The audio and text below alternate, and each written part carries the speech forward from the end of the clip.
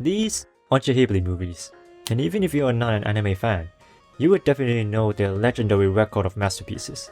Every single one of their films stands out, not just from amazing world building and storytelling, but for how the characters move and express themselves in different situations.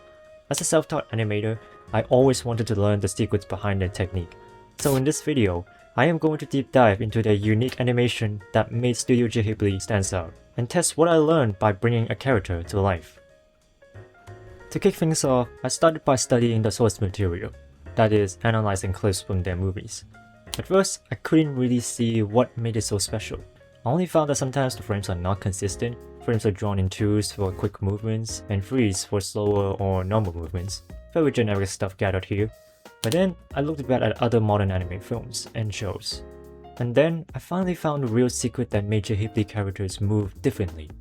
Weight.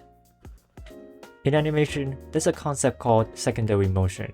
It is a movement generated in reaction to a primary action, much like how arms swing when a character walks. This adds more dimension and personifies a character as a whole, leading the audience to understand how they feel and act from a single movement alone. Take this shot from Spirited Away for example. In this scene, the main action of the two characters, Chihiro and Lin, are walking around the bathhouse with a guest following them. Looking at the acting, Lin continues to walk normally, like a staff member heading to their work. Chihiro, on the other hand, scurries in a bouncy, frantic way, almost like she's trying to escape, while occasionally peeking back at the guests. From this shot alone, the audience can instantly pinpoint how each characters feel and the dynamic between them, even without any prior knowledge. Another scene we can take a look at is from the boy and the heroine. In this scene, Kiriko hands a knife to Mahito. When Kiriko does it, he flips it over with a quick practiced hand movement. As he drops into Mahito's hands, his right shoulder pulls back slightly. This tiny detail shows he's bracing himself, signaling to the audience that this tool is incredibly heavy. That weight is immediately transferred to Mahito, who flinches as well, leans downwards to catch the blade, and reacts with a gaze of complete unexpectedness. Ghibli films are unlike other anime because the movement of all characters combine realistic physics with genuine weight and emotion. That is why when watching these films, they don't feel like flat, simple cartoons at all. Behind all the whimsical creatures and the beautiful hand-painted backdrops is a mature layer of emotional storytelling told entirely not just dialogue, but also the movement itself. The characters aren't just moving around the screen, they are acting in a movie. And that is exactly something I want to try to learn. After knowing the secret technique, I put it to the test with some quick animation exercises. I chose to animate Chihiro from Spirited Away.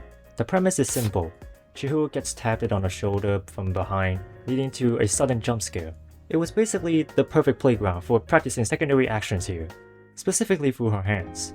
When she starts feeling scared, I had her arms tighten to her chest defensively.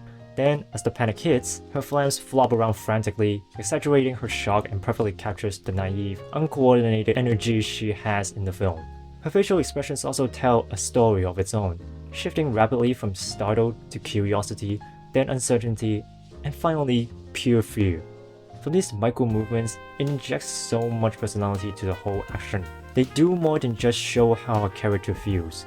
They reveal who the character is entirely through their acting. It's very much a masterclass in visual storytelling, and animating it out myself is incredibly rewarding. But I don't want to stop at a simple task, which is essentially bringing us to the main event of this video. Animating Chihiro tackling a trending dancing move. While doom scrolling, I found a video of a cosplay Chihiro dancing real. She is basically mimicking that one Indonesian dragon boat racing meme, and yes, Japan has their own literal version of this meme. From this, I am very much inspired to animate it.